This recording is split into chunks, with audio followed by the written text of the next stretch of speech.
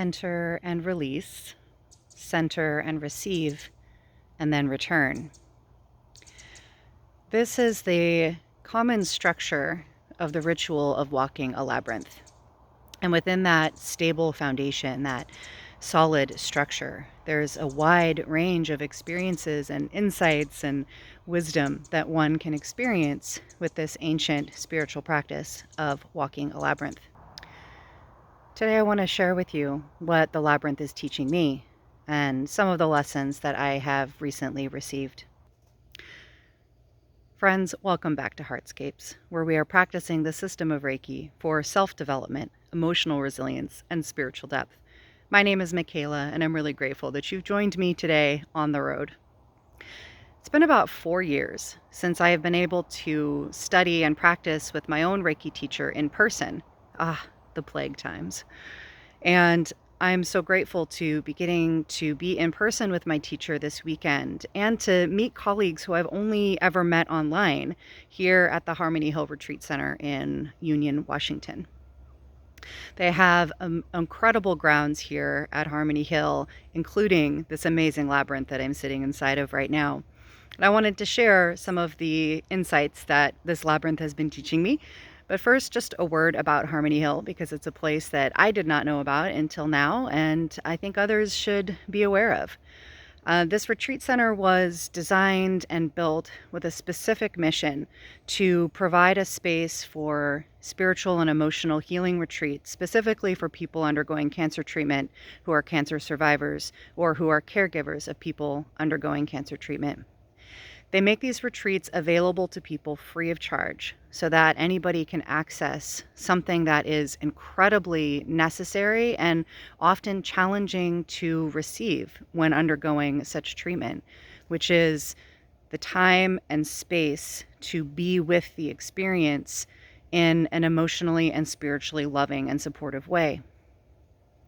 And they fund these endeavors and make it possible for people to attend for free by renting out the space to other groups, families, individuals, organizations, such as our Reiki training that we're here having this weekend. And it's an absolutely phenomenal place, just absolutely gorgeous on an inlet bay in Washington, about an hour and a half outside of Seattle. So it's an amazing place to support, to visit, to come have a few days stay if you can. And if you or anyone that you know is dealing with the experience of walking through a cancer diagnosis or is a survivor of cancer, there are some amazing resources here for you. So I'll put the information for Harmony Hill down below in the comments. So there are several labyrinths here on the ground. The circle, the spiral, the mandala, the labyrinth, these types of forms have been with us as human cultures for, probably as long as we've had culture. All of us come from lineages that include some form of the circle, of the spiral in our spiritual and cultural traditions. And so it is really quite powerful and quite stunning to get to engage in something that has been with us as a people for so very long and has been informing our understanding of ourself and our relationship to the world around us in such powerful ways for so long. So understandably, the first thing I did when I got here yesterday morning was to walk this beautiful labyrinth. And as I said in the beginning, the stable structure of entering the labyrinth, releasing the baggage that we might have carried into the space as we walk to the center, arriving at the center, receiving whatever wisdom or nourishment we need in that moment, and then returning back through the labyrinth and out to the outside world is a very stable and powerful structure. And inside of that, people have their own experiences, what they most need. And as I walked this labyrinth yesterday, there were specific pieces of wisdom that were valuable for me in the moment and might be valuable for you. So I'm going to share them with you. Come along. So the first thing I noticed about this labyrinth is that it's unique to the labyrinths that I have experienced because of what it is made out of, which is oyster shells. collected from the bay here. These beautiful shells all arranged into the structure of this pretty good-sized labyrinth. And as I was walking this path and noticing the delicacy of these shells and the abundance of debris that has fallen on the ground from this incredible tree at the center, a tree that they call She Who Knows, I was curious about who tends this path. Because most labyrinths that are outside will collect debris from the trees and the spaces around, and they need to be swept and tended. And for that reason, they're often built of heavy stone or brick or gravel that can be easily swept without much disturbance.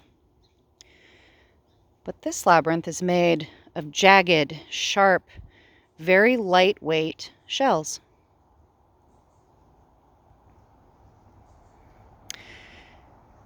And I was curious about how this path gets tended, because you can't exactly sweep these shells, right? The shells will act just like the debris and just get swept right along.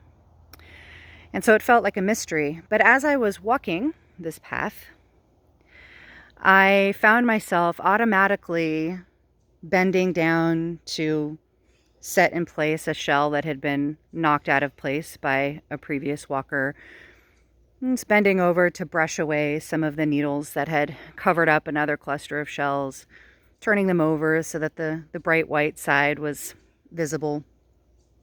And I realized as I did this quite naturally and without thinking of it, that of course the people who walk this path are those who tend the path.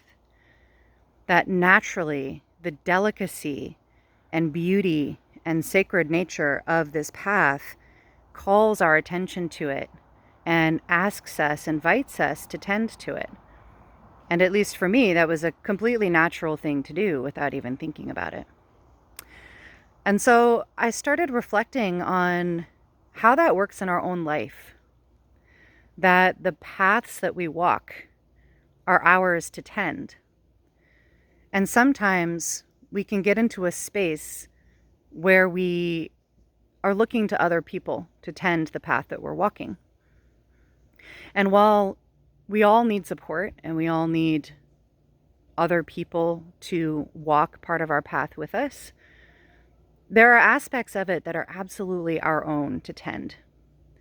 And I wanted to explore that a little bit more. There are many paths that we walk, from the mundane to the very mystical. When we're walking down the street, and there's garbage on the side of the street, does it occur to us to stop and pick up that garbage? Or do we just assume, there's sanitation workers whose job it is to clean up these streets, to tend to this path, and so we walk by? That may be true. There are folks whose job it is to do that. But it's interesting that that in my life, I have not tended to feel any sense of self-responsibility for something like that, garbage on the street. Now, if we're talking about a hiking path out in nature, I've maybe had a little bit more of a tendency to pick up a random piece of garbage that's on the ground, to feel a little bit more of a sense of responsibility to that space, a space that I'm temporarily occupying and walking through. But not always. Again, there's people whose job it is to clean this space, and it's not always something that I think about. We can extend that, though, to our own life, right? We're walking the path of our own life. And it may seem like an obvious answer to say, well, of course we're responsible for tending our own life. But there are times when I know in my life I have looked to other people to tend my life in places that were really my own responsibility. And again, we, of course, are meant to be in collaboration, in community, in relationship with other people. that help make up the texture and the function of our lives. However, there are aspects of our life that are truly our own to tend. And are there times when we are looking to others, or we're looking to circumstances, or we're looking to something mystical and outside of ourselves to step in, to intervene, and tend to those places in our life? And that can feel,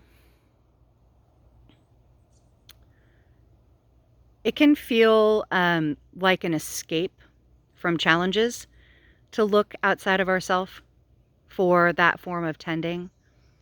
But one of the things that I've learned in practicing the system of Reiki, in particular, coming into these times around the COVID pandemic, having been in my Reiki practice for some time, when I realized how incredibly powerful and nourishing it is to realize that I had the capacity to tend to my own life, to tend to the aspects of myself that I maybe in the past have looked to other people to be responsible for.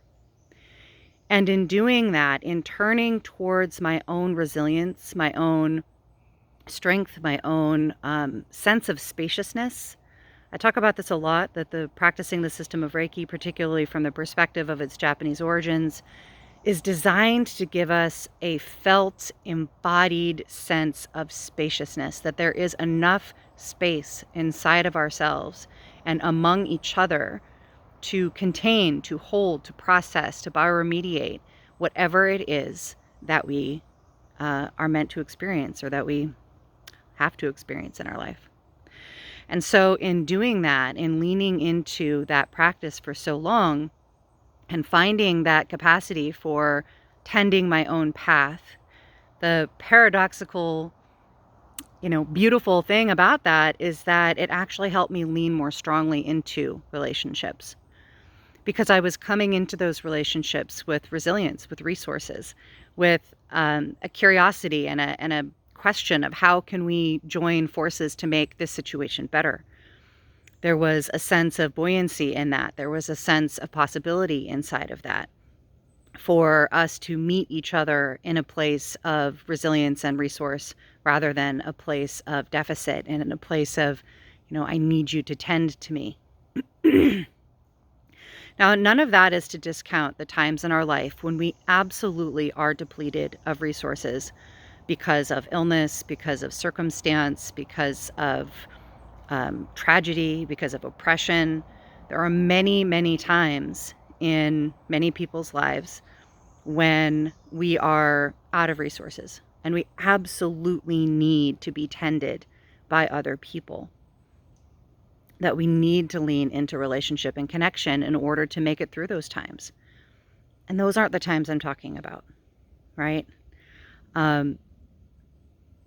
We need to be able to recognize when we are in a place of either truly needing to rely on community and relationship, because that's part of who we are as people, versus times when we actually do have the resources inside, we have the resilience, or it is our responsibility to build those things.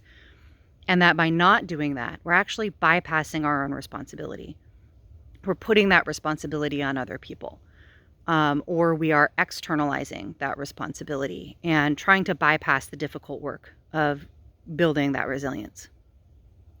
And this is a process of discernment, right? We can't always know right away. We might need to take a pause and really self-reflect. Is this a time when I truly need support because that's right and good? Or is this a time when I need self-responsibility? And I think that's a very worthy question. And it's one that practicing the system of Reiki has really helped me to develop a sensitivity around. And that's true of a lot of the people that I work with.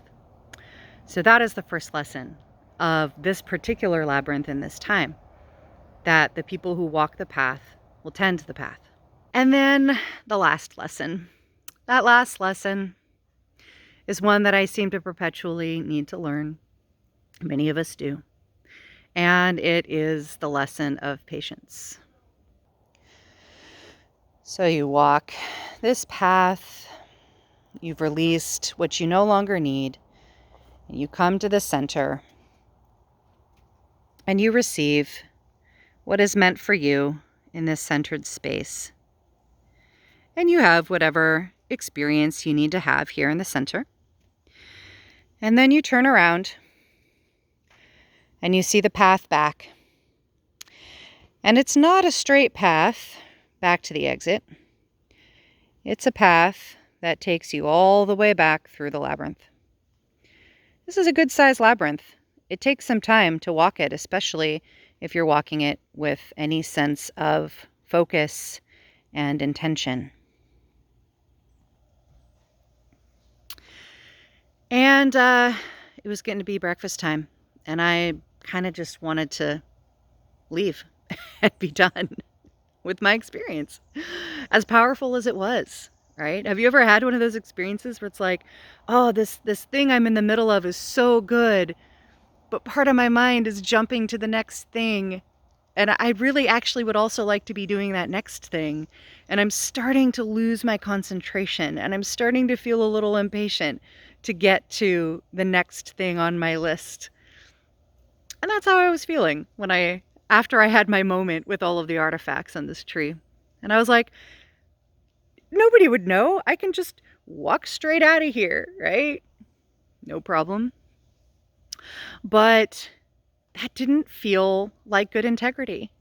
It felt like there is a structure here for a reason, and it has 3 parts. Enter and release, center and receive, and then return. And the return is not just, the end cap on an experience. It's not to be rushed through. The return is the liminal space of the ritual of the labyrinth. Liminal space is defined as the time, the space in between, usually in the context of a ritual, but it can be in the context of any kind of transition, where we have started the transition. We are no longer what we were when we began, but we haven't yet completed it. We're not yet what we will be when we are done. And that liminal space is incredibly important because that's where the integration can happen. That's where the transformation gets completed. That's where we really get used to the new shape that we're taking on. Right? And this can be true of really major transitions and transformations, and it can be true of something simple and small, like walking a labyrinth and having a moment of releasing some of the stress and burdens of the day. And it's really important to honor that space. And in our Western culture, we have a very, very limited, almost non-existent understanding of the importance of liminal space. We just want to get to the thing. We want to get to the other side. We want to have completed the transformation. We want to be the new thing right now. And it is really hard outside of a structure, a cultural, social, emotional structure that helps us to tolerate the discomfort of liminal space, because it is almost invariably an uncomfortable place to be. You've stepped outside of the familiar, and you have not yet stepped into the new form. And nobody likes that. Nobody likes the discomfort of not understanding fully what and who you are, right? Even in teeny tiny ways. And again, we don't have good understanding and good structures in our culture for navigating that. For, first of all, understanding the importance of it, and secondly, having practices in place to navigate that discomfort. And I think that's actually a big problem for us, because we hurry through change and transition so quickly that the transformation can't even fully occur.